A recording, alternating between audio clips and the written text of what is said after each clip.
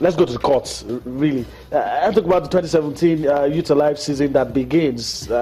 It's interesting. Yeah. Yeah, the preparation is already ongoing. The organizing body, in collaboration with the Lagos State Basketball Association, are already calling on all the academies to come bring in, filing all their paperwork, birth certificates of players, also come for them data capturing as well at RoPark. When is it beginning? Ongoing till tomorrow, and then it's on already. It's been on from the 3rd, and it's going to end on the 6th. So any team who hasn't brought in all their documents from 6 will be participating. Yes, in the Youth Alive League. Remember, Youth Alive League, it's a youth league in Lagos, that takes place in 3 different centers: at RoPark, at the Police College in Ikeja, at the Lupeju Court for under 18s, under 16s, and under 14. So all academies, secondary schools to also get to participate in good opportunity to. And on Saturday there will be a general meeting of all the teams that have been accepted in and the schools to plan how the season will run. It runs for 6 months. Every weekend, Fridays and Saturdays. Even the league players, don't get that much of action. Yeah, that much of action they play every day, because even each team plays at least 2 games every weekend on Friday and on Saturday, or we play 2 games on Saturday. So it's interesting for these young lads, and these are the kids that are making the bulk of our youth.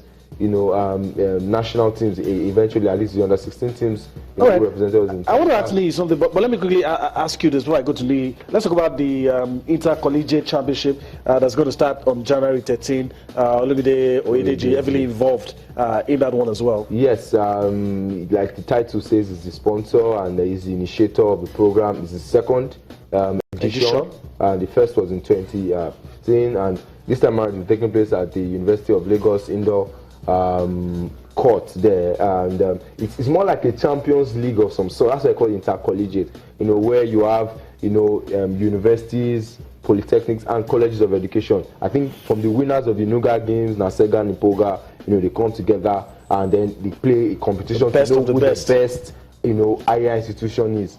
So it's not like trying to detour the NCAA thing. And the beautiful thing I heard this year is that you'll be inviting schools from outside of the country, from Ghana, from Benin Republic. So we hope they can make it to add more spice and to give it that international feel, as well. And maybe it becomes, even much more a bigger program. But Federal College of Education, Minna, I think won the last University of Technology, Minna, I beg your pardon, won the last edition, the French champions. I'm sure they will come around to also want to retain their trophy. So we look to see how interesting it's going to be from the 13th to 21st of January. Let me ask a neutral, because Lee is neutral, I'm neutral, you love basketball I'm very sure you love basketball more than the two of us. But Lee, let me really ask you, from what you've seen as a neutral observer, just generally talk about the growth of the game. Do you see I know it's not a threat to football, but do you see it becoming Nigeria's number 2?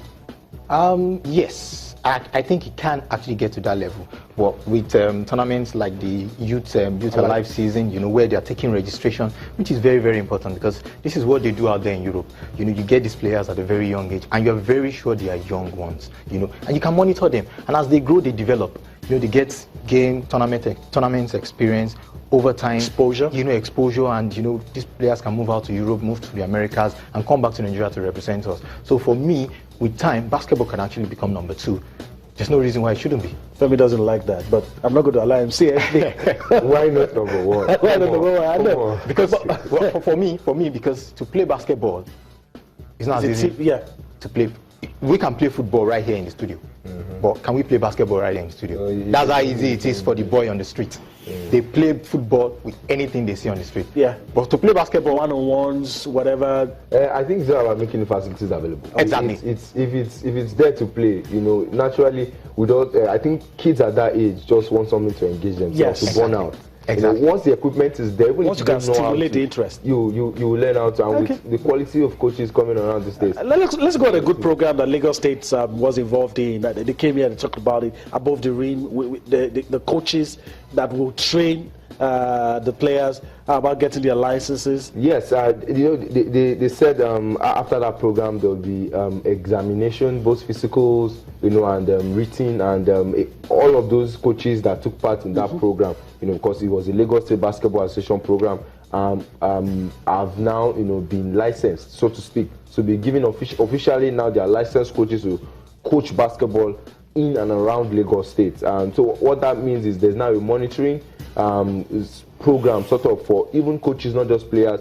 And from what the technical director was sharing with me, Mr. Guadalatono, that they will kind of draw out a form of syllabus where every coach is teaching the same thing at the same time across various schools where there are sports philosophy and the academy, exactly. So that when you are teaching dribbling the basic fundamental way, and everybody's learning the scope at the same time so that when competitions season comes, it's easy for you to now begin to practice some of these things, because the foundation is the most important part. And when you pick players to state teams, wherever you pick them from, they have the same basic training. Yes, and also it also helps knock off quack coaches, because this also enables those who want to employ these coaches to know they are certified from the the authority of the sport in the vicinity in Lagos. And awards will also come up with it, because we had the Lagos State Basketball Association will be doing sort of Hall of Fame to celebrate some of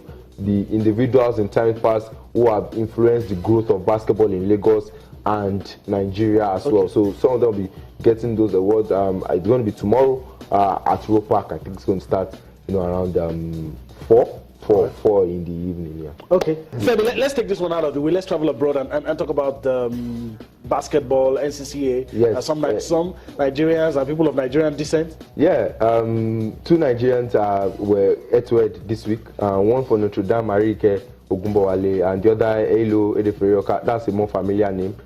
She has started for the D Tigers before she played in the Nations Cup in Cameroon in 2015. Now both went head-to-head, but Ogunbowale on your screen playing for Notre Dame actually got the edge. She scored 18 points in that game, and they beat their opponents 53-35 there. Elo scored just 4 points in that game, although she is a better rebounder, and that's what she does. She got about 6 rebounds in that game.